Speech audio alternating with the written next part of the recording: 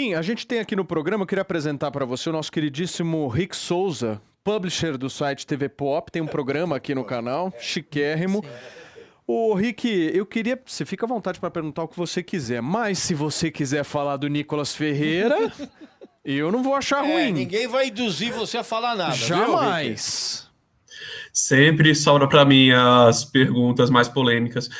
Mas, então, tá tendo essa rinha. Vocês dois são políticos jovens, têm ideais que teoricamente são em comum, e o Missão está batendo muito de frente. Como o próprio Paulo relembrou, o Nicolas foi chamado aqui semana passada de Virgínia Fonseca da política. Isso tudo é uma disputa política pelo espólio do Bolsonaro, que evidentemente não vai se candidatar no próximo ano, não vai rachar ainda mais a direita e acabar favorecendo a reeleição do Lula, porque a direita tão pulverizada do jeito que está, tudo leva a crer que vai ser difícil até mesmo chegar no segundo turno. Vamos lá. Pulverização de campo político não leva ninguém a vencer no primeiro turno. Tá? Mesmo porque vamos supor que a gente tenha 10 candidatos de direita e os votos da direita se dividam entre esses 10 candidatos. Isso não ajuda em nada o Lula, porque ele não vai fazer com que ter mais candidatos de direita não vai fazer com que alguém passe a votar. Do voto útil, se a esquerda se unir em torno da candidatura dele para anabolizar, a gente já viu movimentos assim. Não muda nada. Não muda absolutamente nada. O Lula não ganha voto nenhum por ter mais candidaturas à direita. Esse é o primeiro ponto. E vamos reforçar, ninguém tem voto para ganhar as próximas eleições no primeiro turno. Então, independentemente do número de candidaturas em qualquer um dos campos políticos, ninguém tem voto nas próximas eleições, no cenário atual de candidatos que nós temos, para vencer as eleições do ano que vem. Kim, se a direita colocar o Zema, o Lula leva no primeiro, hein? Isso é fato. Isso é fato. Deixa eu colocar uma coisa importante aqui. Não há nenhuma disputa por espólio do bolsonarismo, porque nós fazemos oposição ao Bolsonaro pelo menos desde 2019, né? E nós nunca tivemos um alinhamento ao bolsonarismo a partir do momento que ele traiu as suas próprias promessas de campanha. E daí vem uma diferença fundamental entre mim, o Renan, com o Nicolas Ferreira, que sempre fez questão de defender e de obedecer em absolutamente todas as ordens de Jair Bolsonaro. Eu lembro mais recentemente, aqui na eleição para a presidência da Câmara dos Deputados, que perguntaram para o Nicolas, por que você votou no Hugo Mota? Porque o Bolsonaro mandou. Mas peraí, primeiro que o parlamentar é você, o mandato é seu, os eleitores votaram em você. Você entende a dinâmica da Câmara dos Deputados e do Congresso Nacional. Então, não houve negociação para colocar em pauta projetos que, por exemplo, esvaziam os abusos do Supremo Tribunal Federal, ou que promovam um corte de gastos ou corte de impostos para a gente frear o governo Lula, e aí você vota independentemente disso porque o PL negociou cargos na mesa diretora ou presidências de comissões. Então, primeiro, não há nenhuma disputa de espólio de bolsonarismo, porque nós, inclusive, nas últimas eleições, fomos muito duros em relação ao Bolsonaro e não votamos no Bolsonaro, como não votamos no Lula, anulamos o nosso voto com muita convicção. Agora vamos ter um candidato próprio à presidência da República. Então, não é uma disputa pelo bolsonarismo, porque o bolsonarismo nós já não temos e não pretendemos ter. Né? Então, eu acho que isso precisa ficar claro das diferenças fundamentais. Essas diferenças ficaram mais gritantes nos últimos tempos, primeiro porque o Nicolas votou a favor da PEC da blindagem, que eu fui absolutamente contrário, obstruí, e ainda bem que a gente conseguiu barrar no Senado. E do segundo ponto, do requerimento de retirada de pauta que eu apresentei contra a MP, que aumentava a taxação em cima de investimentos agrícolas, investimentos imobiliários, e foi de minha autoria, a gente conseguiu derrotar o governo Lula. O Nicolas disse que votou errado e votou junto com o governo Lula para aumentar imposto. Então, assim, não dá para não ressaltar essas diferenças em votações tão importantes. O deputado, vocês estão criando um novo partido, né, que ainda não está exatamente oficializado, né, mas caso tudo dê certo como vocês planejam, no próximo mandato, vocês não terão que fazer alianças no Congresso? Como vai ser a atitude do Missão perante a isso? O que vocês vão articular? Porque a gente sabe que no fim das contas, todo mundo acaba se juntando, ou vai pro Centrão, vai para sei lá onde. vamos ser sinceros, esse negócio de vou para revolucionar na política, sabemos que isso não é bem assim que Mas acontece. você também é contra criar partido novo? Eu não entendo. Sou Você é totalmente contra tudo. Você tá... Sou totalmente contra, porque ideologicamente falando é igual a todos os outros, cara. Não tem esse E as negócio. alianças acabam Não, pendurando aí pro chega lado, na pô. hora. Não, aí tem que você fazer me desculpa. Aí tem que Não, fazer não, aí você me alianças, desculpa. tem que não sei o quê. Não, aí você me Vamos se desculpa. aliar com o Aí- Centrão, porque aí vai Não, vencer não, o aí você me- inimigo comum. O Regis Cara, é o de meio sempre. desiludido, Kim. Não, mas me desculpa, para ele dizer que o programa do Partido Missão é igual aos outros, ele com certeza absoluta sim, é especialista em desconhecer profundamente o programa do Programas de Partido partidos, Missão. deputado, programas de partidos são Programas só de poder. são só colocados no papel e muito pouco colocados em prática. É o que eu sempre falo. Todo Vamos lá, nós partido, temos- todo político tem projeto de poder e não projeto de governo. Não acredito em ninguém, não confio em ninguém. Isso pra mim é tudo papo furado. Anarquista de cabelo pra cima. Tá bom, então beleza, nós temos um nihilista político aí, mas o ponto é o seguinte, Exatamente. ele não dá para você falar e não dá para você desacreditar aquilo que você desconhece, né? Mesmo para você desprezar, mesmo para você dar descrédito, ou mesmo para você considerar que seja mais do mesmo, você precisa conhecer. Não, Coisa que você a deixa muito história claro. já me mostrou, deputado. A história já me provou o quanto eu tô correto. Tá, eu acho que você não conhece então nem o programa do Missão e nem a história, né? Porque durante a história nós tivemos muitas figuras que mudaram os rumos do mundo, né? Com ideologias muito fortes, dos quais eles não abriram mão. Aliás, Eu tô vendo que o Brasil Deixa se o cara tornou. falar, calma, meu. ontem ou anteontem nós tivemos aí o Margaret Thatcher faria 100 anos, né? E ela mudou profundamente, né? A Inglaterra, a maneira como se fazia a política, dentre os próprios Tories, dentro do próprio Partido Conservador.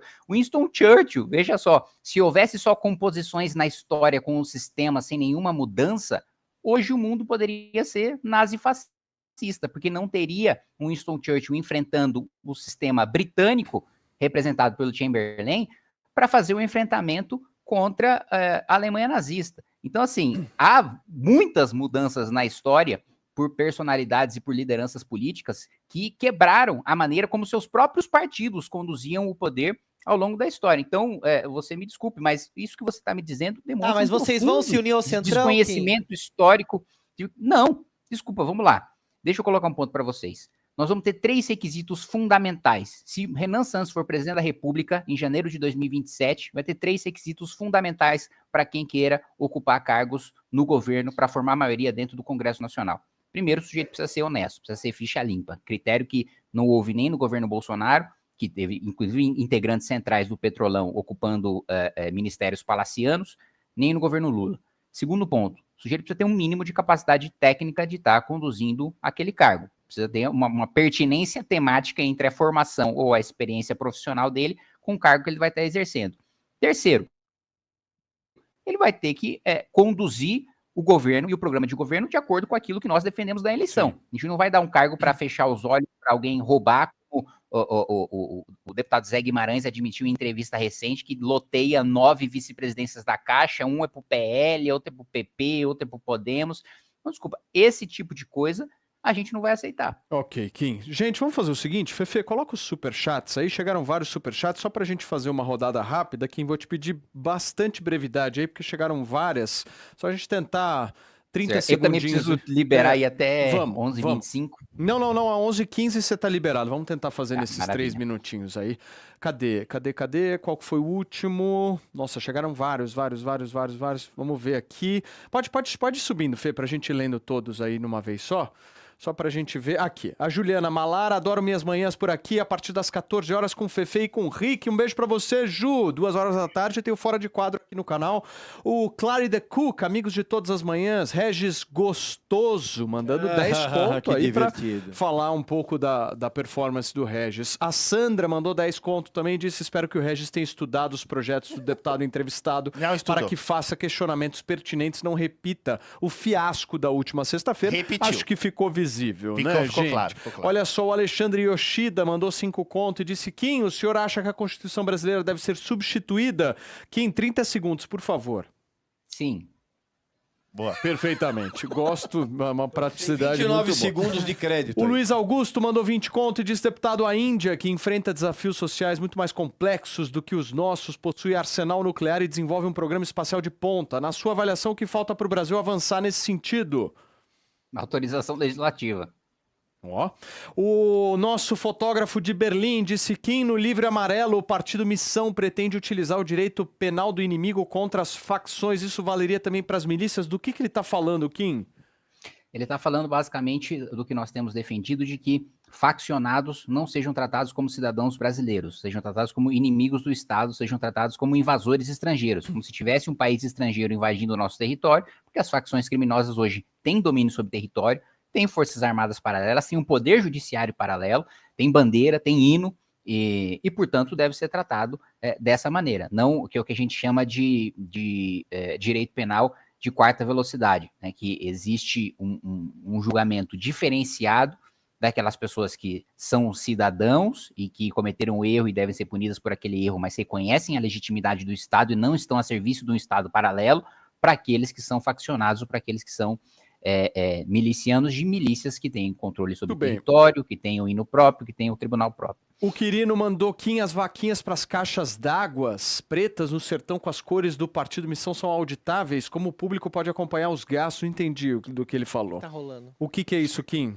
A gente tem um programa de levar poços para o sertão, né, principalmente hoje agora do Rio Grande do Norte, e há a construção das caixas d'água, e cada um que faça a sua doação tem a prestação de contas da doação que fez. Isso não tem nenhum óbvio em relação a isso.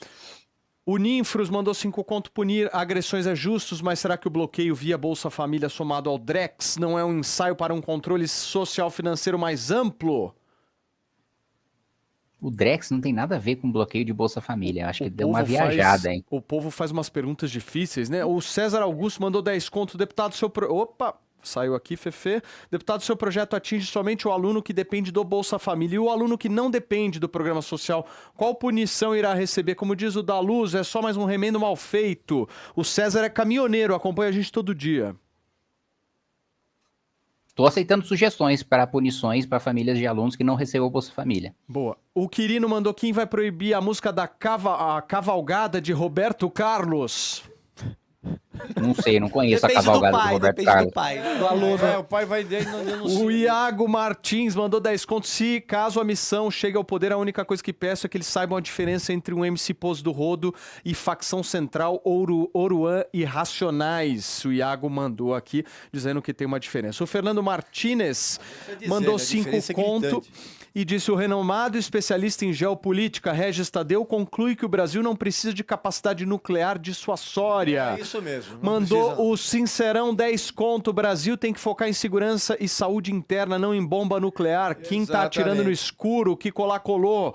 O Cleiton Ângelo mandou 10 conto. Disse: tô com Kim, mesmo não sendo seu fã, porque o brasileiro só quer direitos, porém deveres não. Eu sei a desgraça que é a escola da minha filha Estela, com essa ideia de tudo é normal, deturpamos a moral. A Daniela Duarte... Escola, então, troca a filha da escola. A Daniela Duarte mandou: o projeto do que é importante, algumas músicas nem deveriam ser ouvidas, acabamos de passar por um escândalo de adultização e crianças são vulneráveis. A opinião da Daniela. Um beijo pra você, Daniele. Kim, eu queria te agradecer aí, acho que falamos um pouco de tudo, né? Fizemos uma boa de uma passada geral. Obrigado pelo teu tempo aí. Toda vez que tiver uma treta, liga pro Regis. Perfeito, combinado. Muito obrigado, Paulo. Muito obrigado a toda a bancada aí. Podem contar sempre comigo. Valeu, Kim. Abraço pra você. Tá aí, gente, o deputado federal Kim Kataguiri. A promessa